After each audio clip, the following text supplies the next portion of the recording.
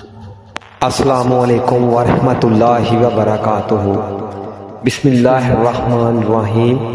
شروع کرتا ہوں اللہ تعالیٰ کے ببرکت نام سے جو بڑا مہربان اور نہایت رحم کرنے والا ہے۔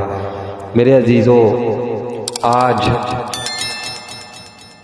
صحیح بخاری کی حدیث حضرت عائشہ رضی اللہ تعالیٰ عنہ اور ایک سیاہ رنگ کی لونڈی کا قصہ آپ کو سناتا ہوں۔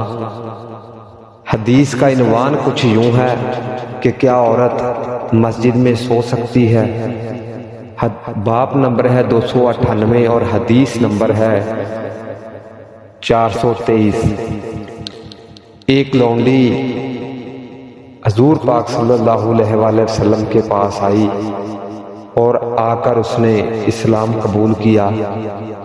حضرت عائشہ رضی اللہ تعالیٰ عنہ روایت کرتی ہیں کہ وہ عورت جب بھی میرے پاس آتی، یعنی کہ اس کا خیمہ مسجد میں تھا یا اس کی جھونپڑی مسجد میں تھی، وہ جب بھی میرے پاس آتی اور آ کر ایک کہتی کہ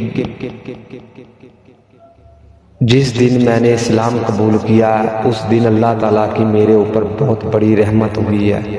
ایک دن حضرت عائشہ رضی اللہ تعالیٰ عنہ فرماتی ہیں کہ میں نے اس سے پوچھا کہ تمہارا قصہ کیا ہے کہ جب بھی تم ملتی ہو یہی کہتی ہو؟ وہ لونڈی کہتی ہے کہ میں ایک قبیلے کی غلام لونڈی تھی، انہوں نے مجھے آزاد کر دیا، لیکن اس کے بعد بھی میں انہی کے پاس رہتی تھی۔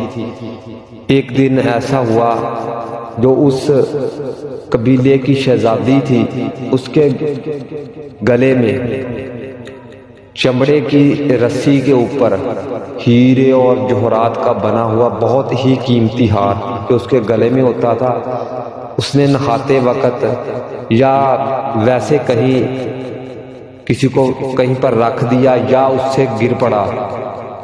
کافی تلاش کرنے کے بعد جب وہ نہ ملا تو انہوں نے میرے اوپر شک کیا کہ اس لونڈی نے وہ ہار چھپایا ہے۔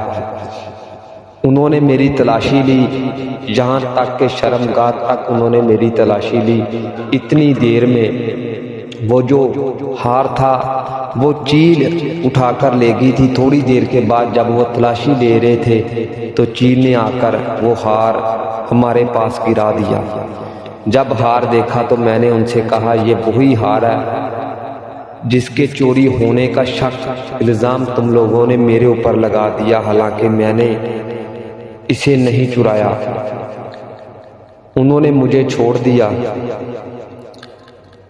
میں وہاں سے سیدھی حضور پاک صلی اللہ علیہ وآلہ وسلم کے پاس پہنچی اور میں نے اسلام قبول کر لیا، اور وہ دن میرے لیے واقعی بہت عظیم دن تھا کہ اللہ تعالیٰ نے مسلمان نہ ہونے کے باوجود بھی میری اتنی بڑی مدد کی، اس لیے میں نے اسلام قبول کر لیا۔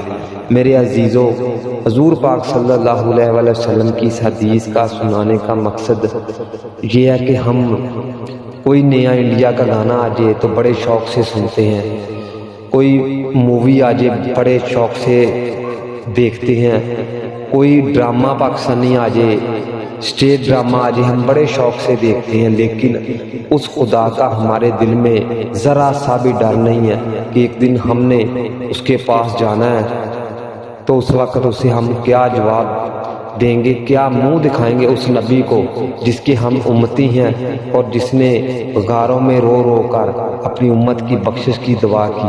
کبھی ایک بار سوچ کر ضرور دیکھیں۔